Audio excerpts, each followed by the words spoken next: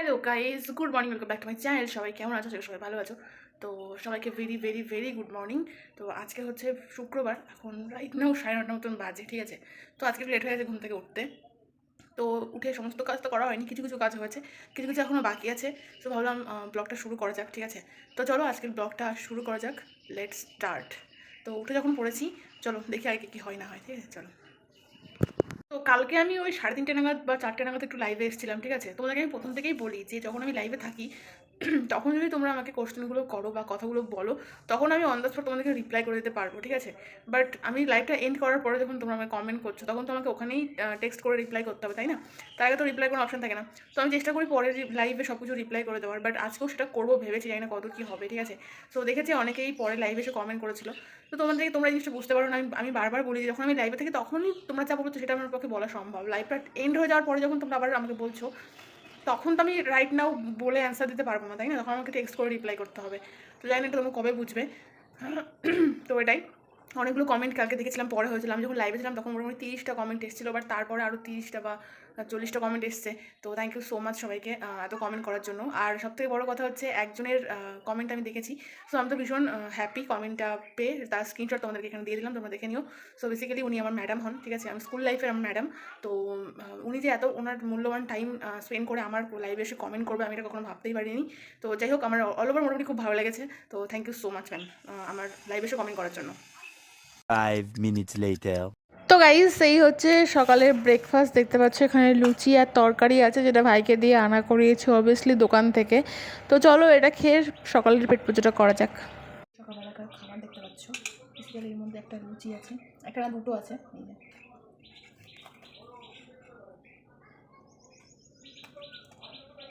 দুটো একটু বেশি টাফ হয়ে যাবে, বাট চলো দেখা যাক। আর হচ্ছে তরকারি আছে, ঠিক আছে? এই দোকানের তরকারিটা খুব মানে ভালো লাগে আর কি।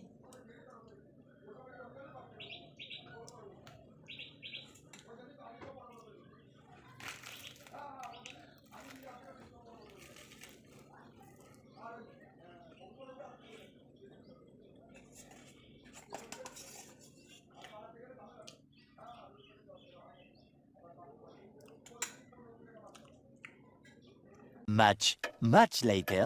তো গাইজ এখানে দেখতে পাচ্ছ রান্না হয়েছে আমাদের আম দিয়ে ডাল, ঠিক আছে? যেহেতু গরম পড়ে গেছে সেই জন্য কিন্তু বাড়িতে শুরু হয়ে গেছে আম দিয়ে ডাল। তো আর এই যে ভাত রয়েছে এখানে, ঠিক আছে? তো এটা দিয়ে এখন দুপুরের লাঞ্চটা কমপ্লিট করব। তো কার কার বাড়িতে আম দিয়ে ডাল শুরু হয়ে গেছে গাইজ?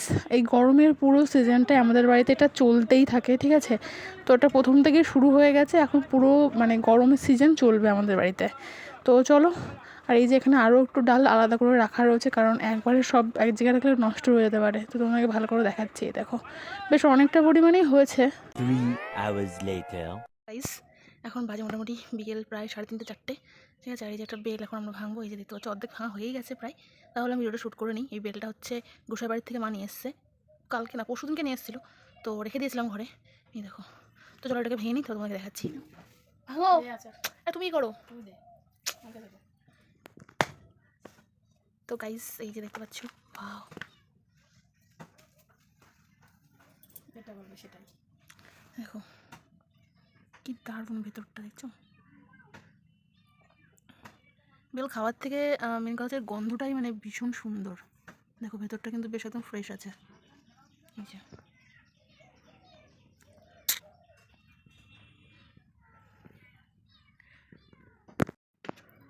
তো গাইস রাইট নাও আমি স্নান করে চলে এসেছি, ঠিক আছে? দেখতে পেলে এই বেলটা ভাঙলাম, তো স্নান করে এসে ওই কাজটা করেছি, ঠিক আছে? সো অল ওভার টেস্টি ছিল জিনিসটা, আমার তো মোটামুটি বেশ ভালোই লেগেছে। তো খেয়ে দেখলাম আহুল খুব একটা মিষ্টি না, খুব একটা পাঞ্চেও না, মোটামুটি বেশ ভালো। তো এই হচ্ছে ব্যাপার। তো মা গোসাই বাড়িতে গেছিলো আগের দিন, তো বললো যে 4টে বেল গাছ আছে, 4টে বেল গাছে প্রচুর বেল ধরেছে, ঠিক আছে? আর গোসাই তো সবসময় বাড়িতে থাকেন না, উনি সবসময় এদিকে ওদিকে ওনার প্রোগ্রাম অনুষ্ঠান থেকেই থাকে, তো সেই জন্য উনি খেতেও পারেন না, ঠিক আছে? তো আশেপাশের লোকজন যারা আছে তো তারাই আর কি নিয়ে যায়, শিষ্যরা এসে নিয়ে যায়। তো এই হচ্ছে ব্যাপার, আর কিছুই না। তো মাসে এখান থেকে একটা নিয়ে এসেছিলো, তো সেটা তোমাদের সঙ্গে শেয়ার করলাম আর কি, ঠিক আছে? তো আর কিছুই না। এই যে, তো এখন আমাকে একটা কথা বলো যে ওয়েদারটা কেমন লাগছে তোমাদের? না না গরম না ঠান্ডা না কি আমি জানি না। ইয়েস, কালকে আমি 3টে নাগাদ লাইভে ছিলাম, ঠিক আছে। আমি এটা ভিডিওতে বলছি, লাইভেও বলেছি, অনেকবার বলেছি। তোমরা একটা জিনিস কেন বুঝতে পারছো না, যে যখন আমি লাইভে থাকি তখনই পসিবল যদি তোমরা আমাকে কোনো কমেন্ট করো সেটা রিপ্লাই করা, ঠিক আছে। পরে আমি রিপ্লাই করতে পারবো, বাট তার জন্য আমাকে টেক্সট করে রিপ্লাই করতে হবে ওখানেই লাইভের মধ্যে। তো আমি চেষ্টা করি যত সম্ভব দেওয়ার, ঠিক আছে, আর কিছুই না। তো অল ওভার এটাই।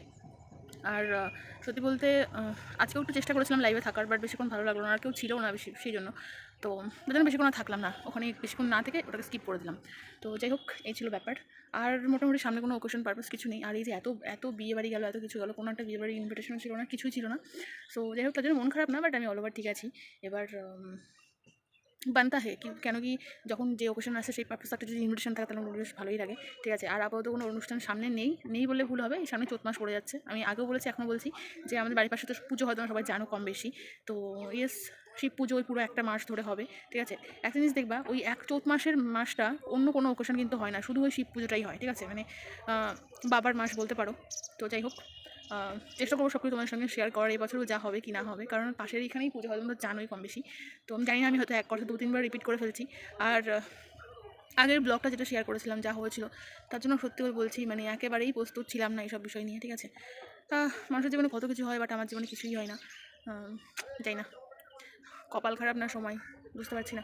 তো যাই হোক, আর আমাদের বাড়ির পেছনে এই যে ব্যাকগ্রাউন্ডে যে কাজ চলছে, ঠিক আছে, কারণ ওখানে তো ঘর হবে। আমি পুরোপুরি ভিডিও তোমাদের শ্যুট করে দেখাতে পারি না, কারণ ওখানে সবসময় কাজ হতেই থাকে। আর বাবা বেসিক্যালি ওখানে কাজ করছে, প্রথম কথা। তা তোমাদেরকে চেষ্টা করবো একবার হলেও ওই জিনিসটা আমি দেখানোর। আর দ্বিতীয় কথা হচ্ছে, আজ 2 দিন ধরে আমাদের ভীষণ প্রবলেম হচ্ছে, কারণ আমরা বাড়িতে স্নান করতে পারছি না।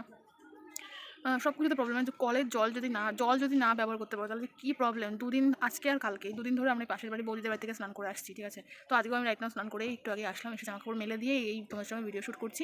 এখনও খাওয়া হয়নি, কিছুই হয়নি। আর দেখতে তো পারলেই আজকে আমাদের রান্না হয়েছে আম দিয়ে ডাল। তো গরমের সিজন চলে আসছে, তো এখন প্রায় টোটাল প্রত্যেক দিনই বাড়িতে আম ডালটা কমন থাকবেই। আর আদার সাইড ডিশ যদি কিছু থাকে তাহলে থাকলো, ঠিক আছে। কিন্তু খুব ভীষণভাবে কমন এই আম ডালটা। তোমাদেরকে আরও একটা জিনিস দেখাচ্ছি, চলো। হচ্ছে আমার গাছগুলোর অবস্থা, বহুদিন তোমাদের সঙ্গে শেয়ার করা হয়নি জানি, ঠিক আছে। তো গাছগুলোর পর নতুন পাতা বেরিয়েছে, এই যে দেখতে পাচ্ছ, ঠিক আছে। আর এই যে আমার গোলাপ গাছ, মোটামুটি এই অবস্থা হনুমানে খেয়ে নেওয়ার পরেও। দেখছো কত কড়ি এসছে, প্রচুর পরিমাণে কড়ি এসছে। যাই হোক, টিকে থাকলেই হলো, ঠিক আছে। আর এই যে 2-1টা গোলাপ হয়েছে, এই যে একটা ফুটেছে। আর এই লাউ গাছটা পুরো শুকিয়ে গেছে, দেখো পুরোটা শুকিয়ে গেল, জানি না এবার কী হলো না হলো। আর এই যে আমাদের রাস্তা, আর এই যে সূর্যি মামা, এই যে আমাদের বাড়িতে কাজ চলছে, দেখছো, এই যে। তো ওই কলের জায়গাটা পুরো জাম, মানে ওখানে যাওয়ার কোনো পরিস্থিতি নেই, বাথরুমে যেতেও প্রবলেম, ঠিক আছে। এই হচ্ছে ব্যাপার। আর আপাতত তোমাদেরকে এখান থেকে দেখাচ্ছি, কারণ আমি নিজের থেকে যাচ্ছি না, কারণ ওখানে সবসময় লোকজন কাজ করছে, ওই যে বাবা ওখানে আছে। তো টোটাল দায়িত্ব বাবাই সামলাচ্ছে।